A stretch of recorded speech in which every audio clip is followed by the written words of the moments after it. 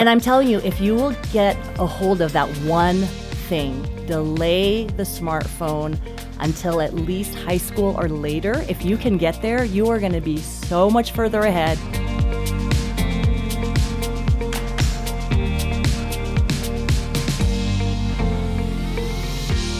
Let's talk about the digital norm. I don't even know what that is. What is digital norm and how does it affect our children? Yeah, so look around you, whether it's at a restaurant, in your own home, in the schools, kids are distracted. They are sleep deprived. They are looking for amusement, and they are not happy. And they're not happy, and they don't have purpose. And that's why you see all these different things from, let's say, the average child is on social media, many of them say most of the day. So that one stat, 7 hours, I think. Yeah, it's a lot of hours in the day that kids are spending. By 2023, 95% of kids are saying they're on social media. So this is a lot of kids, a lot of teenagers. And they're also saying that they feel better when they're not with their phone. So they did a survey, Pew did a survey of kids, and 75% of them are saying, I feel happier. I feel more peaceful when I am not with my device. Right. And 44% report, I have anxiety when I have my phone. But it is this feeling of being trapped that there is no other way.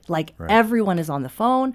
Everyone is using the phone. So I have to use the phone too. And then as parents, we think, we need that digital norm as well because everybody else has one.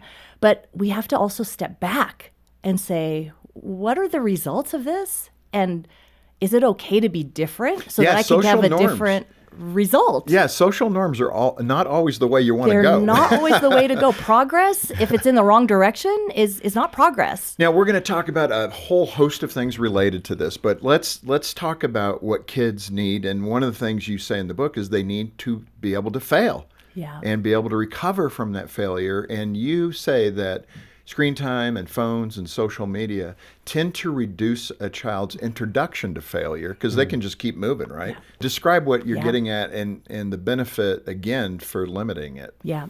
How do we get resilient? How do we develop perseverance? By failing, and then realizing I failed, but I recovered. That's the thing. It's like I tried out for the team and I didn't make it.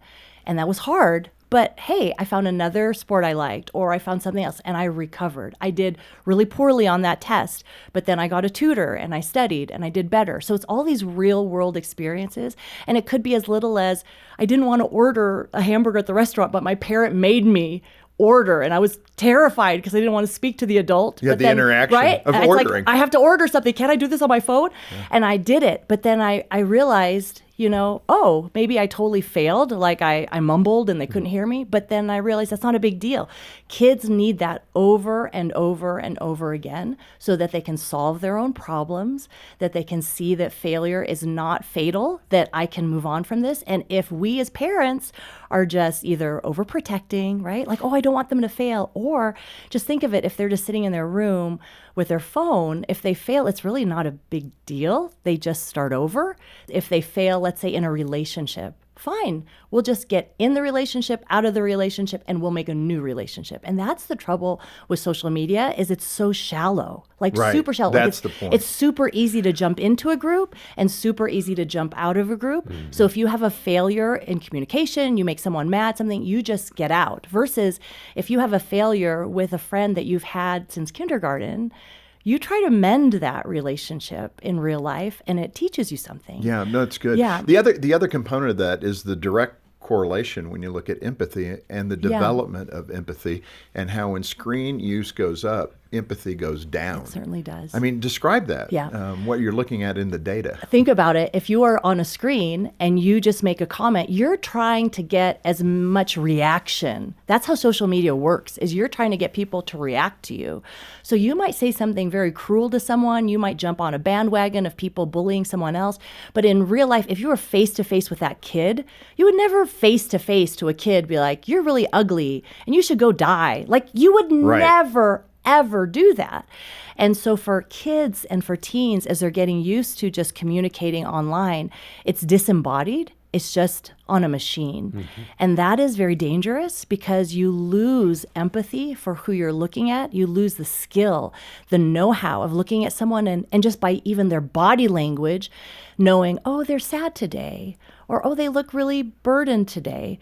Like kids, teens, they don't have that skill because they're not constantly watching people and peers, and they're not able to see that. Right. So think of just that emotional intelligence you want your kids to have, because someday they're going to be a wife or a husband, hopefully, or a parent, and they need those empathy kinds of skills. And those skills are only used in real life. You cannot learn that online. You know, when you look at it, I think the basic question is, what is the draw? Why do we so naturally gravitate, both kids and adults, if we're honest? Yeah. We all are into it. We're all using screens. It's efficient, effective. I mean, those are all the adult Right, exactly. We're getting our jobs done. We're rationalizations. productive. We can work from anywhere. So, but what is it that, Yeah. you know, drops our guard? We don't really pay attention to what it's doing to us. Is it just that much entertainment value for us? Yeah, something happened in 2013.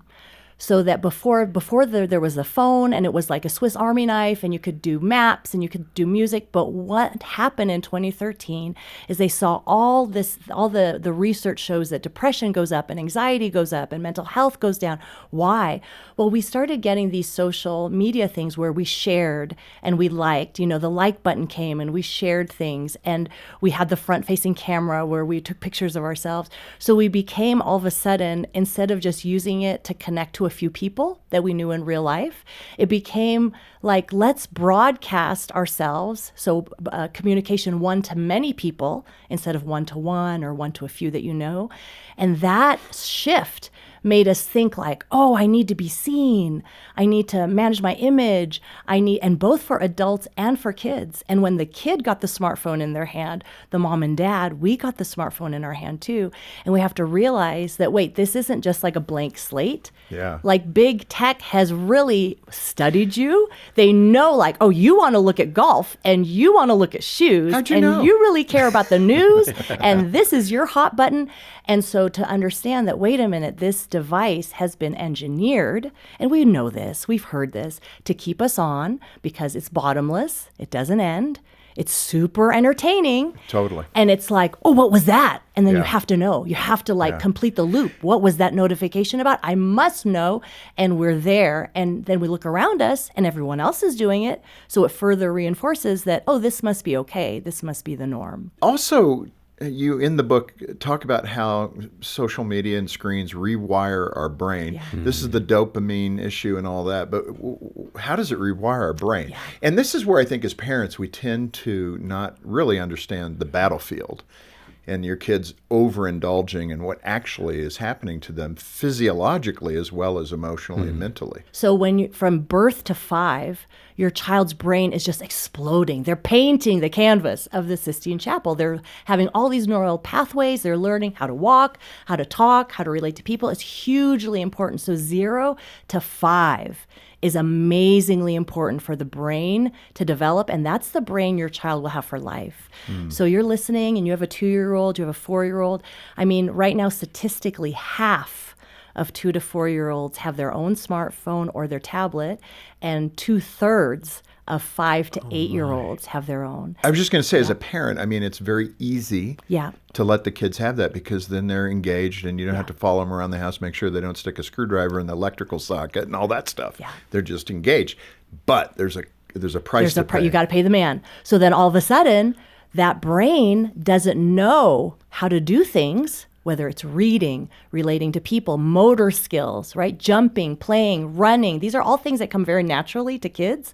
So birth to 5, think Sistine Chapel. I really need my kid to be very limited on screens so their brain can develop. And then they get another Sistine Chapel burst at puberty. So my goodness, so the Lord wired it so that during puberty you get more brain cells and that whatever's being used is kept. And whatever is not being used is pruned away.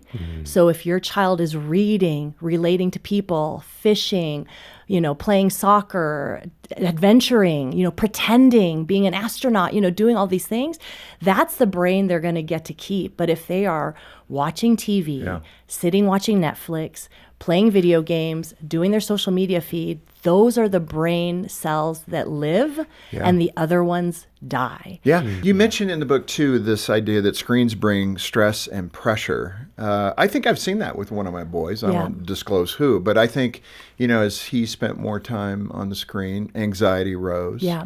And, I never correlated that together. But speak to that idea of stress and pressure created by screen time. Yeah. I think about my girls who did not have social media. So you would think like, oh, those poor girls, how would they make friends in high school with no social media? But they don't have this pressure of, oh, should I post this? Should I not post that? Who said something about this? What are they saying about me? So it used to be, when you're in school between classes, right? You have to like perform, hi, how you doing? Do all this stuff. But you'd go home and you can relax. But today, a kid has to perform all the time. Wow. Because now it's not just in the hallway in class, but it's I've gone home and I have my device and maybe I'm missing something. So I better make sure I'm not missing something. And then in the middle of the night, like someone might say something. I don't want to miss that because then I'll get to school in the morning and everyone will know about something and I won't know about it. So it's this constant feeling of missing something and FOMO. I don't want to miss it. Right? Fear of missing out. Fear of missing FOMO. out. And it's an anxiety of what might happen tomorrow. May I miss it? And it's totally putting the focus on something that isn't that important. Wow. But the kids don't know that because it's all that they know. It's the world in which they live. Yeah. Arlene, cyberbullying, and I'll extend that to kind of the predator issue that's going on. In fact, we probably all know somebody who's had a child maybe that's been pursued by a predator. We've got somebody who works on the show that has experienced that. So speak to the parents about how to be attentive and how to safeguard. It just requires attention. And, our minds are going every which way with work and keeping the house going and relationships of our own. But this kind of is job one, to put a guardrail there for your kids when it comes to social media. And this is another big reason of pushing out your child getting social media until they are 16 or older because they can of think. that pressure so that they don't have that added liability. A lot of times we will choose the phone because we will think that will make my child safe because I can get in touch with them. But the truth of the matter is when you do that, now you're opening up your child to all sorts of people that you would never want them to meet in real life, right? So you would never take your child to a seedy part of town and say, hey, I'll pick you up in 3 hours. Right. But because they're sitting in your living room, you figure that's fine. Boy, that's a great analogy. And so that's something that we have to realize that, wait a minute, my child might be sitting here, but they are not fine. They did a survey of 2,000 teenagers with private accounts on Instagram, and 75% of them received direct messages of pornography, of asking, for inappropriate pictures, of predators, all those kinds of things. When a child is playing Minecraft and you think like, oh, this is fine. It's a very short time until they're already exposed to people that they do not know, who very, many times, and like, let's say there's like a 5% chance that this would happen, okay? So maybe 95% of kids are going to be fine and not experience this. But you think about that. What would we do that we would have a 5% chance of our kid really meeting someone that's going to wreck their life for the next 5 years? If there was a 5% chance of that happening, would we send them to that field trip if we knew 5% of these kids are going to come back really like needing counseling, needing help, really having a really tough life for the next 10 years, right? We wouldn't do that. So to understand that is an issue. And the other thing I think is to always have this open conversation with your kids, that your kids know you love them, your kids know you are on their side, and that they know that practice it. Hey, son of mine, I'm giving you this phone, daughter, social media, if you see a message like this, and you show them. And you show them, this person, I want to see, a picture, whatever. You show them, when you see this, you come to me right away and let's talk about it, right? Because I want to protect you. That's my job. Yeah. And you as the parent might feel like, oh, they're teenagers, they're independent. No, they want the guardrails. My daughters will say, why does your generation let my generation, why are you leaving us alone? Why are you leaving my friends just so they get into all this trouble. Why won't the parent say that's wrong? I'm going to take that away from you. And you're leaning now into the ABCs. Yes. And I do want to cover that. Yeah. It's a good acronym. It allows a parent to think through what they need to be in tune. What are the ABCs? Yeah, so as you look at that screen time, whether they're on social media, they're watching a show, they're on a video game, the A is the attitude, right? When your child is done with this activity, what is their attitude like? Are they like, okay, this is fine, you're acting normal like you, or like, wow, you are really moody, or you are really irritable, or you're defiant, or you're impatient. So what's the attitude produced by the screen time? The B is the behavior. You know, what behavior is being shown? Because the kids will imitate. We are imitators. We all are. So what behavior is being modeled by that show, modeled by that video game, and is that the behavior you want your child to do, right? And then the C is the character. What kind of character is lifted up?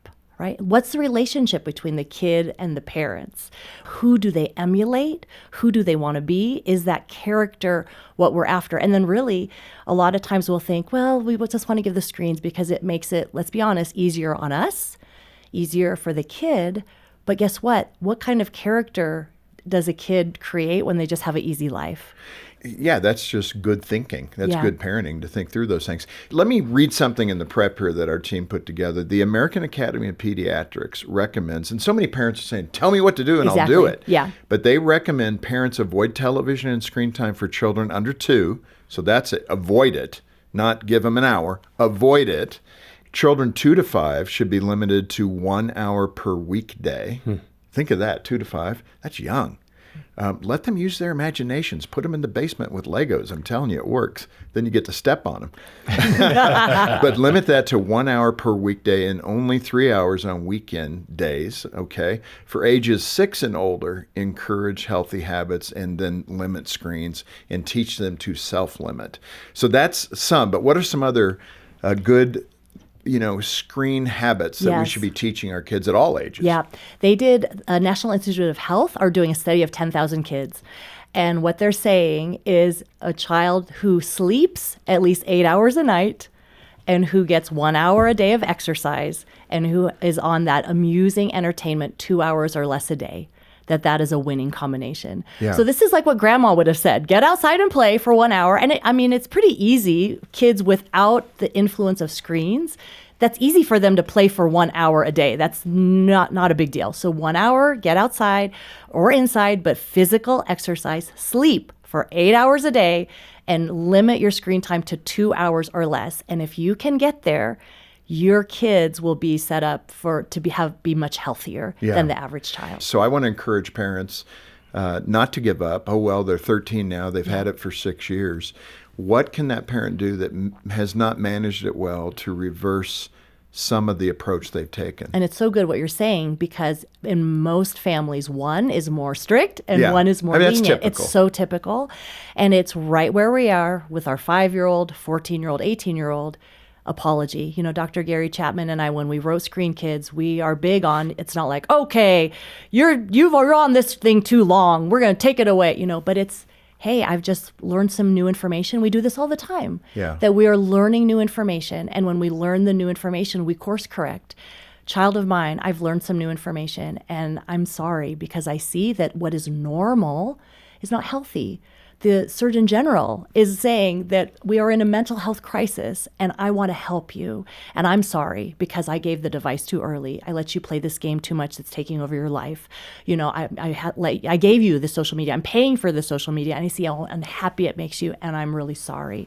Let's talk about steps of how we can get this better under control together with your older kids, teenagers. Let's do this together. How can I, as your parent, help you? And I think a few really good places to start is the screen-free mealtime. So everyone, put your phones away, have at least 7 meals a week. Like shoot for that, 7 meals a week together without phones, and you will see things improve almost overnight. So true. Collect that phone overnight so that your child can get that 8 hours of sleep and start there. You think about the average child being on a screen for amusement for 8 hours a day. I mean, what could you do with 8 hours a day? Let me shock you again. I read your book. Yes. So you said in there, and you've looked at the research, that by the time a child is 7, they've already spent a year on screens. Yeah.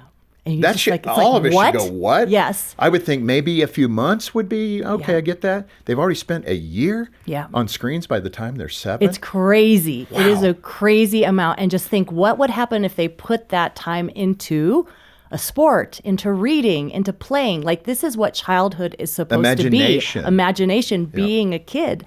And so there's a new book called The Anxious Generation by Jonathan Haidt, who is a social psychologist. And he is really showing from the research that, my goodness, this mental health crisis, what happened of this hockey stick, that depression goes up in girls, anxiety goes up, it goes up, suicidal tendencies go up, 163% for girls, 91% for boys. What is happening? What happened? And it was the advent of the smartphone and what he calls the great rewiring of childhood, where we moved from a play-based childhood to a phone-based childhood. And in this, there are harms. And that's what we have to realize as parents, that, okay, we don't want the harm of our kid being ostracized. Let's say that they are the 5% that don't have a phone and 95% of the kids do. But guess what we're signing them up for? We're signing them up for social deprivation, where they don't have real friends. They just spend time with their device. We're signing them up for sleep deprivation. Arlene, I'm thinking about, oh my goodness, being a teenager way back when, just how normally how loneliness crept in and in feelings of inadequacy. And it's so awkward, that age. Junior high, everybody remember that?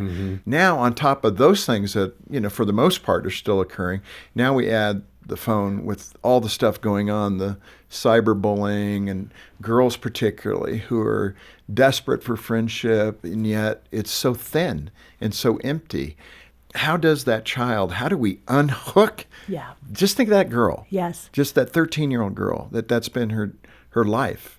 How does a mom say, okay, or dad, okay, we're going to start to kind of detox? We've got to give our kids a taste for something better, where then something else pulls them. So it can be, social media and big tech does so well because they observe your child all the time. What do they click on? What do they like? They probably know your child better than you do. They observe their child, exactly. So you as a parent, observe your child. Spend a week. Observe. Ask them, what are you looking at? Why do you find that interesting? And then you might find out, oh, my child is really interested in art or in mechanical engineering or in fixing a car, or they might really enjoy learning a language or whatever it is. But basically, observe your child and then find them activities in the real world that they can do, so that now instead of having a swath of 8 hours, they have now a swath of 4 hours, like fill their life with other things. That takes some thought, though. It takes some thought. But guess what? When you have your mind made up, because what's at stake? Yeah. What's at stake? What is at stake is your child growing up completely dependent on a screen. Andrew Huberman out of Stanford talks about addiction being the progressive narrowing of what brings you pleasure. So all of a sudden, your kid, what brings them pleasure at 20, 25, 30? Playing a video game, being on social media. It's the only thing that brings them pleasure. That's a lot at stake, because the world should get bigger, not smaller, as our kids get older. So when we realize, something is at stake, I have 18 years, like when you really mean it, then they'll adjust. Yeah. And they'll find the things that they like to do. Yeah, and in that context, again, that 13-year-old girl, and think about that loneliness trap. The irony is, as parents, I think we see them connected, chatting with friends, posting cute pictures. You rationalize as the parent, oh, that's good, they have friends. Yeah. But again, the inverse is what's happening. The loneliness index is going up for those kids. Explain, if researchers are finding out why.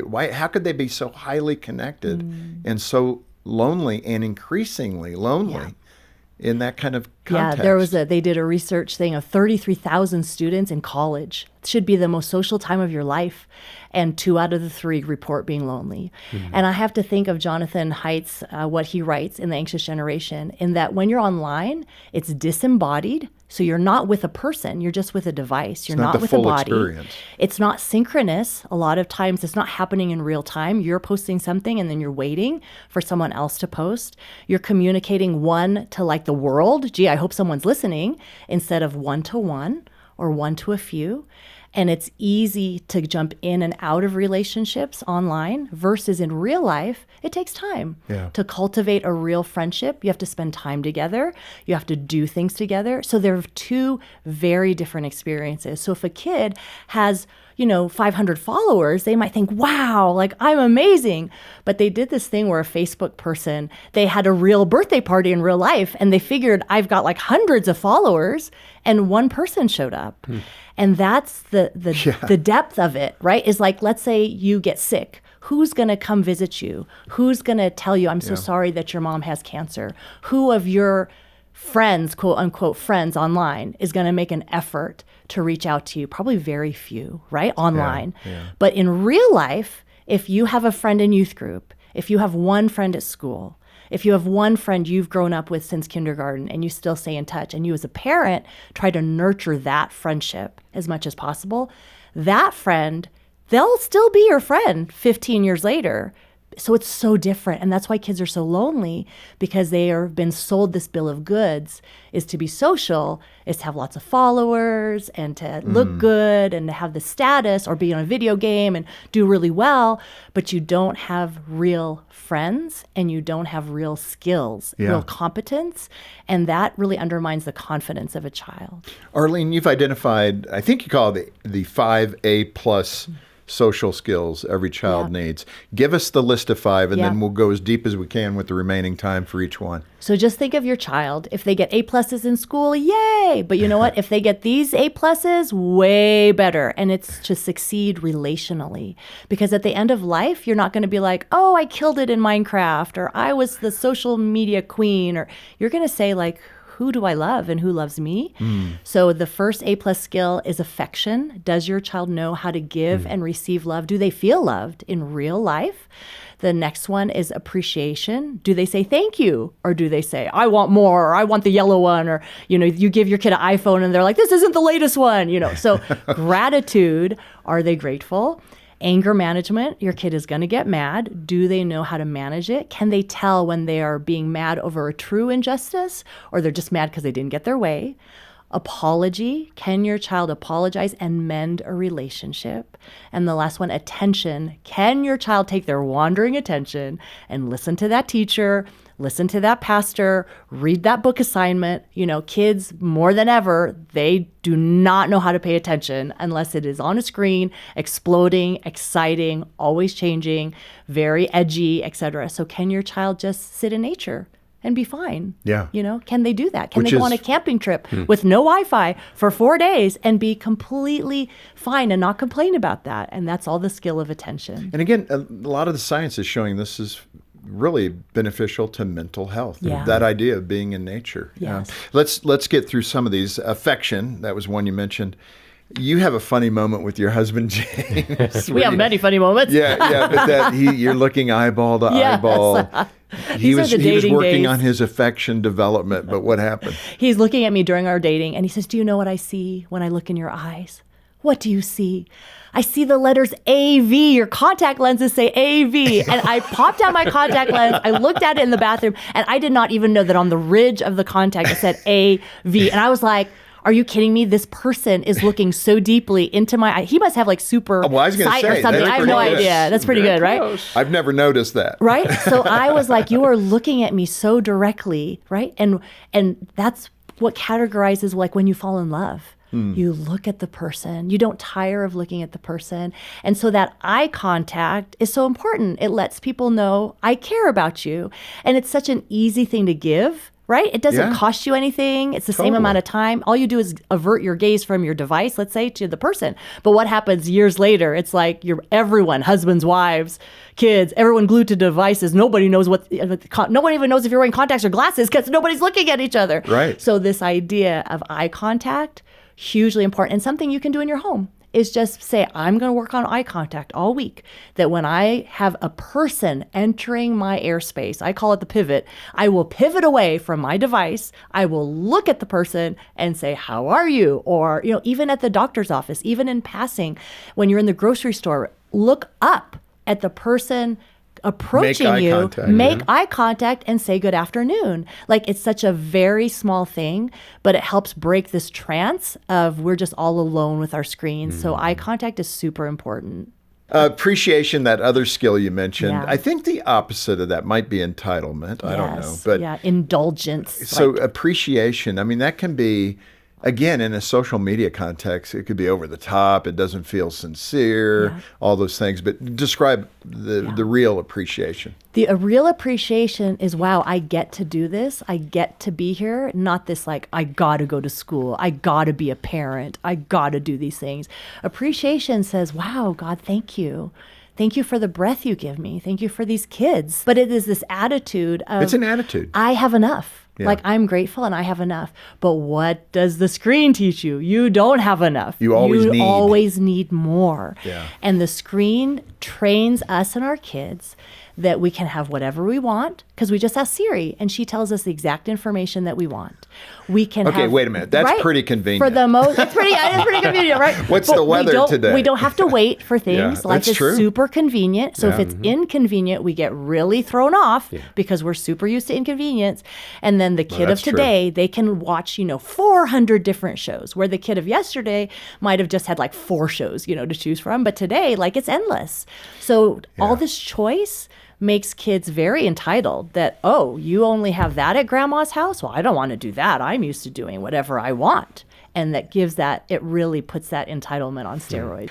Anger management is an interesting one. I hadn't thought about anger in that regard, that it's something we need to develop. But how do you attack anger management in a healthy biblical way? Well, you think about that kid who you say, you can't play that video game. You're going to see some anger and you're going to have to learn how to manage it, right? So the idea here is there is righteous anger, right? It's be angry and do not sin. There is righteous anger. So for us to realize, okay, if there is a true injustice happening, okay, let's deal with it. Let's make retribution. Let's make this right.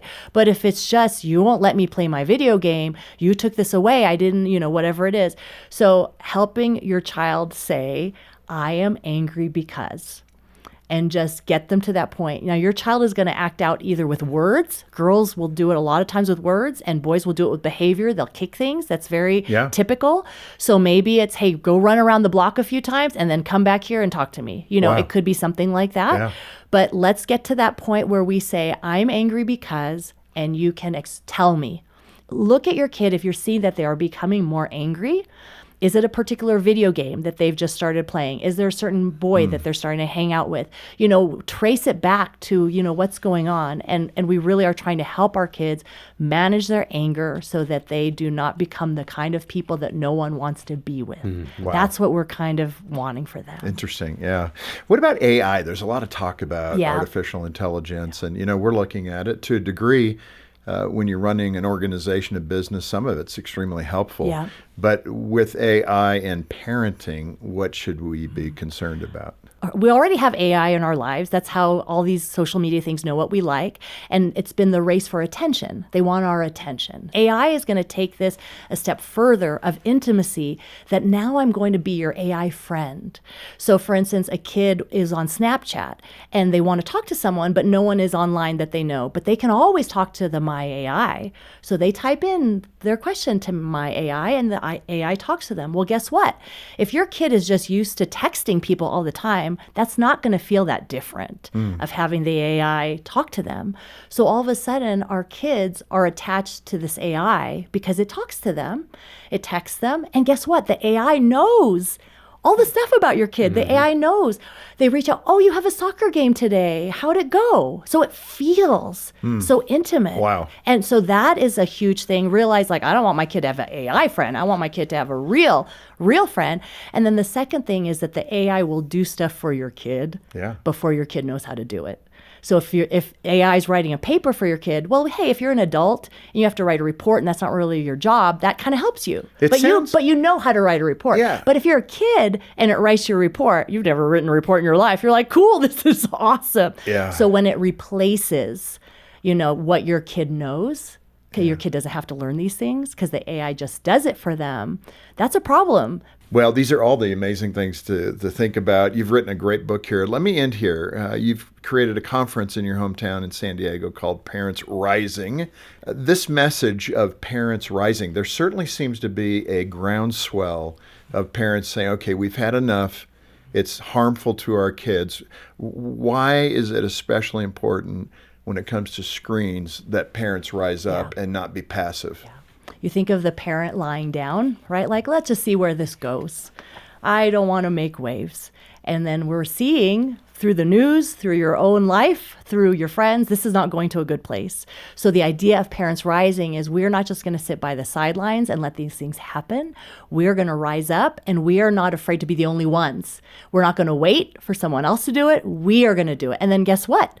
When you rise up together and you look across a room, like in the conference, you realize, I'm not the only parent. There are other parents here who have these same convictions.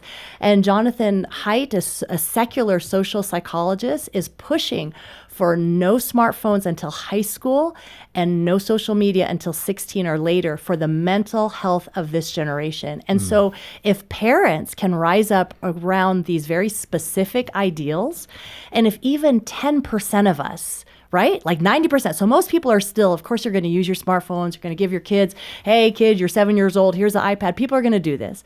But if let's pretend 10% of people did this, wow, what a difference that would make. And the church can lead the way in this. Yeah. You know, what's so interesting, and maybe this is the proof in the pudding. I've seen it with congressional hearings, but articles that have been written about the Silicon Valley execs. Yes. They don't let their children do this. I mean, that should be the glaring kind of education here. Steve Jobs did not have an iPad for his kids. Think of that. So it's like, they know what? the damage and they know what can happen. And that's why, again, we need to be like those Silicon Valley exec parents. Let's be smart. Let's be smart. Yes. Limit what your kids do. Yeah. And Arlene, this is a great start. You've done a wonderful job in a good way alerting us to the downfall of these devices and screen time and all that. Great book, Screen Kids, 5 Relational Skills Every Child Needs in a Tech-Driven World.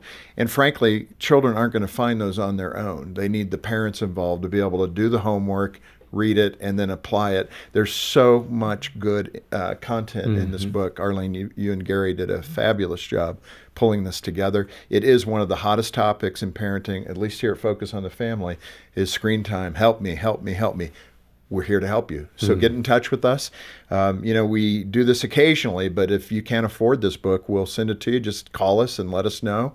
And we're going to trust others will underwrite that. If you can help us monthly, that's great. A gift of any amount. We'll send the book as our way of saying thank you for being in the ministry. It's not transactional. This is spiritually driven. Be a part of what we're doing here to help literally hundreds of thousands of parents every year do a better job parenting toward kingdom results. We'll have a far better nation if we together are successful in helping those parents. So be part of the solution, get great content, apply it in your own parenting journey, and then help others. Yeah, join the support team today when you call 800, the letter A in the word family, either a monthly pledge or a one-time gift of any amount, and then request that book from Gary Chapman and Arlene Pellicane, Screen Kids, 5 Relational Skills Every Child Needs in a Tech-Driven World. Again, our number 800, the letter A in the word family, and we've got details in the program description. Arlene, again, great to have you here. Thanks for being with us. Thank you so much. It's been great. And thank you for joining us today for Focus on the Family with Jim Daly. I'm John Fuller, inviting you back next time as we once again help you and your family thrive in Christ.